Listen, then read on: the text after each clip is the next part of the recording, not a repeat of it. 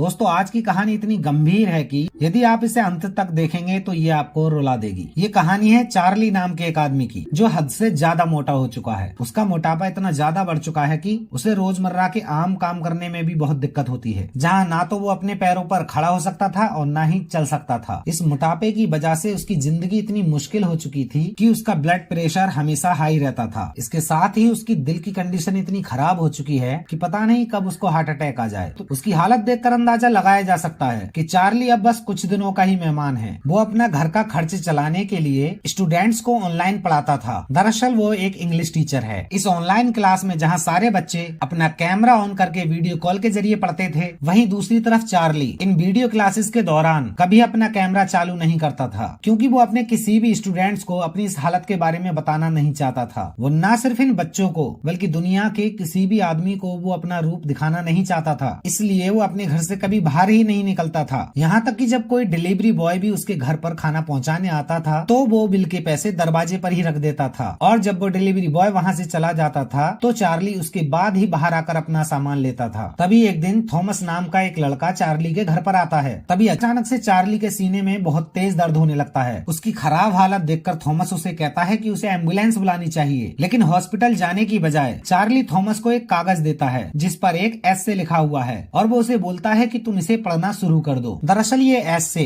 Charlie की बेटी ने तब लिखा था जब वो 8 साल की थी। इसके बाद जैसे ही थॉमस उस एस्से को पढ़ना शुरू करता है, उसको सुनकर धीरे धीरे चार्ली को आराम होने लगता है। इसके बाद थॉमस चार्ली को बताता है कि वो पास के चर्च से है और वो एक मिशनरी है। असल में मिशनरी का काम लोगों में ईसाई धर्म फैलाना होता है, लेकिन चार्ली का इन सब चीजों में कोई विश्वास नहीं था, इसलिए चार्ली उसे वहाँ से जाने को कहता है। लेकिन थॉमस के वहाँ जाने से पहले वो थॉमस से एक मदद मांगता है। वो उसे कहता है कि मेरा फोन नीचे गिर गया है, तो वो उसे उठाकर उसे दे दे। अपना फोन मिलते ही चार्ली अपनी नर्स निज को फोन करता है, जो कि एक नर्स होने के साथ साथ उसकी अच्छी दोस्त भी थी। सबसे पहले लिज वहाँ आकर उसका चेकअप करती है। चेकअप के दौरान वो ये देखकर बहुत हैरान हो जाती है कि चार्ली का ब्लड प्रेशर बहुत ज्यादा बढ़ चुका है। वो तुरंत ही चार्ली को हॉस्पिटल में भर्ती होने के लिए बोलती है, क्योंकि चार्ली के पास हॉस्पिटल जाने के लिए पैसे नहीं थे, इसलिए वो लिज को मना कर देता है। इसके बाद लिज चार्ली को उठने में हेल्प करती है, क्योंकि चार्ली को वॉशरूम जाना था, क्योंकि वॉशरूम बहुत ज्यादा करीब ही था, लेकिन चार्ली को वहां तक जाने में भी बहुत टाइम लग रहा था। इसके साथ ही चलने में उसे बहुत ज्यादा दिक्कत भी हो रही थी। इसके बाद लिज उस मिशनरी लड़के से बात करती है। उसकी बातों से लगता था कि वो चर्च से बहुत ज्यादा नाराज है। दरअसल बचपन में जिन लोगों ने लिज को एडॉप्ट किया था वो भी एक चर्च मिशनरीज थे, और वो उसे बार बार चर्च जाने के लिए फोर्स किया करते थे, और इसलिए उसे अब चर्च जाना बिल्कुल भी पसंद नहीं है। साथ ही लिज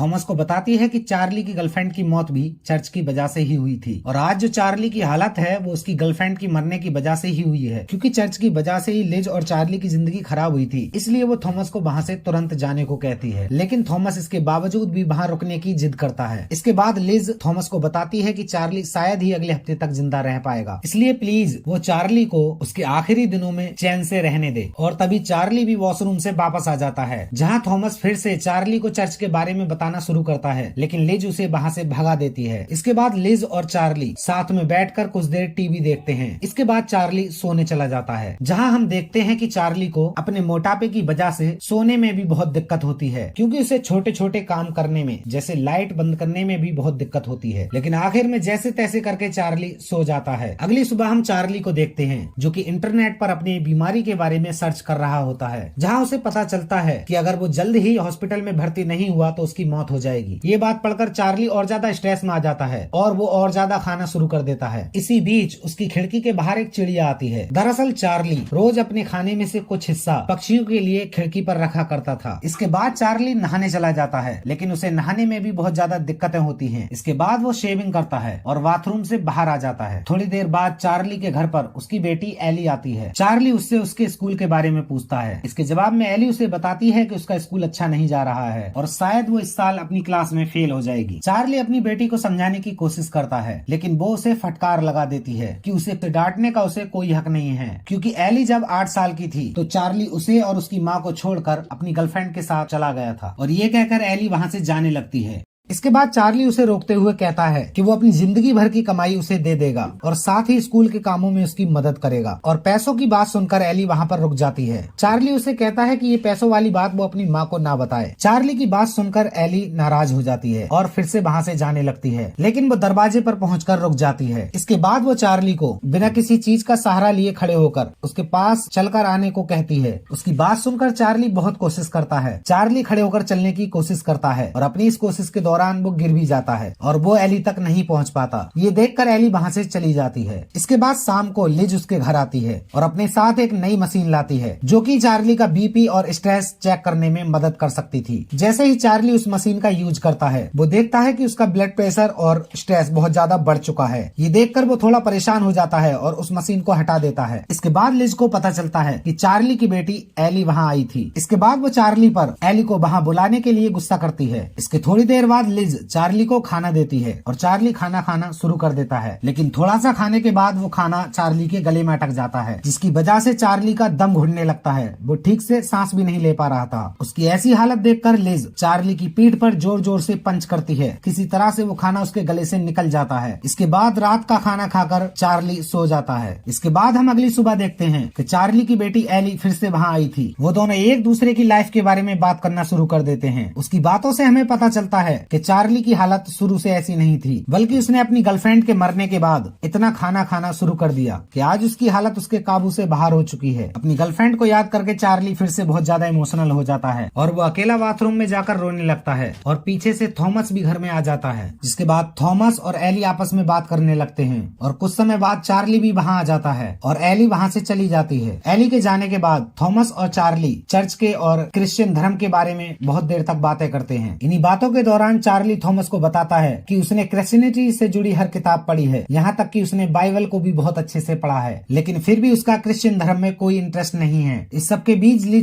बीच लिज वहाँ पहुँच जाती है, जहाँ हम देखते हैं कि वो अपने साथ एक बड़ी व्हील चेयर लेकर आई है ताकि चार्ली को घर में घूमने फिरने में कोई दिक्कत ना हो। और उस व्हील चेयर पर बैठकर चार्ली को बहुत अच्छा लगता है और इसके लिए वो लिज को थैंक्स बोलता है। इसके बाद लिज थॉमस से बात करने के लिए उसे घर से बाहर बुलाती है। जिसके बाद वो थॉमस को बताती है कि उसकी बड़ी बहन एलन भी उस चर्च में काम करती थी जहाँ से थॉमस आया है, क्योंकि एलन चार्ली से प्यार करने लगी थी। इसके लिए उसके पिता ने उसे घर से बेदखल कर दिया। इस सबसे दुखी होकर एलन ने आत्महत्या कर ली और उसी की वजह से चार्ली आज इतनी तकलीफ में है और कुछ ही दिनों में चार्ली की मौत हो जाएगी। लेकिन उनकी बातों को चार्ली चुपके से सुन लेता है। इसके बाद थॉमस वहाँ से चला जाता है और शाम को लिज के जाने के बाद चार्ली भी उदास होकर सो जाता है। अगली सुबह हम फिर से एली को चार्ली के घर पर देखते हैं, जहाँ एली चार्ली के लिए एक सैंडविच बनाती है और इस सैंडविच के बीच में चार्ली एक नींद की गोली रख देती है, जिसे खाने के बाद चार्ली अपनी व्हील चेयर पर ही सो जाता है। लेकिन अचानक से थॉमस वहाँ फिर से आ जाता है। वो थॉमस को बताती है कि तुम जिस चर्च से आने की बात करते हो,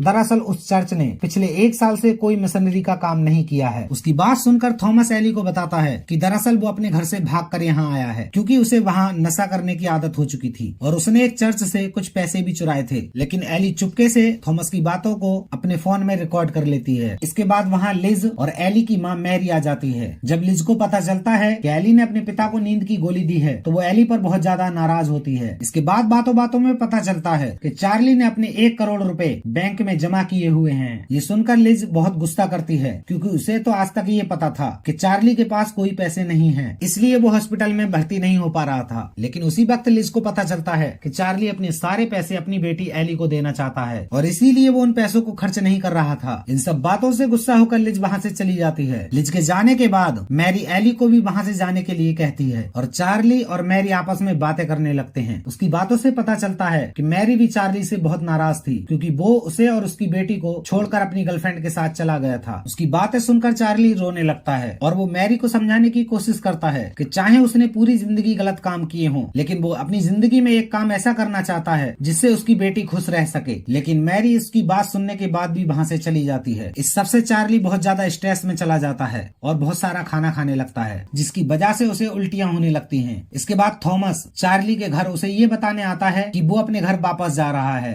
क्योंकि एली ने वो सारी रिकॉर्डिंग्स थॉमस के पिता को भेज दी थी और उसकी बातें सुनकर उसके परिवार वालों ने उसे माफ कर दिया है और अब उसकी फैमिली उसे वापस बुला रही है। चार्ली अपनी लाइव क्लास के दौरान अपने स्टूडेंट्स को बताता है कि इस क्लास के बाद वो अब उन्हें नहीं पढ़ाएगा, उसकी जगह कोई नया प्रोफेसर उन लोगों को पढ़ाएगा। इसके बाद चार्ली अपने लैपटॉप लैपटॉप का कैमरा चालू कर देता है और वो सारे स्टूडेंट्स को अपनी हकीकत दिखाना चाहता है। उसकी हालत देखकर सारे स्टूडेंट्स हैरान हो जाते हैं और इमोशनल होते हुए चार्ली अपने लैपटॉप को फेंक कर उस क्लास को खत्म कर देता है। थोड़ी देर बाद लिज वहाँ आती है। वो चार्ली का चेकअप करती है और चेकअप से उसे पता चलता है कि चार्ली अब बस मरने ही वाला है। और इसके साथ ही एली वहाँ आ जाती है जो चार्ली से अकेले में बात करना चाहती थी। चार्ली लिज को थोड़ी देर बाहर जाने के लिए कहता है और वो अपनी बेटी एली को कहता है कि तुम मुझे वही ऐसे पढ़कर सुनाओ जो तुमने बचपन में लिखा था। और इधर चार्ली बिना किसी की हेल्प के खड़े होने की कोशिश करता है और धीरे धीरे चलकर अपनी बेटी के पास जाने की कोशिश करता है। इसी कोशिश के दौरान चार्ली को एक भयंकर हार्ट अटैक आता है और इसके साथ ही चार्ली की मौत हो जाती है। और ये थी Oscar winner film the well की कहानी आपको कैसी लगी हमें कमेंट करके जरूर बताएं और प्लीज चैनल को सब्सक्राइब करें। इसके साथ ही वीडियो को लाइक करें। Thank you.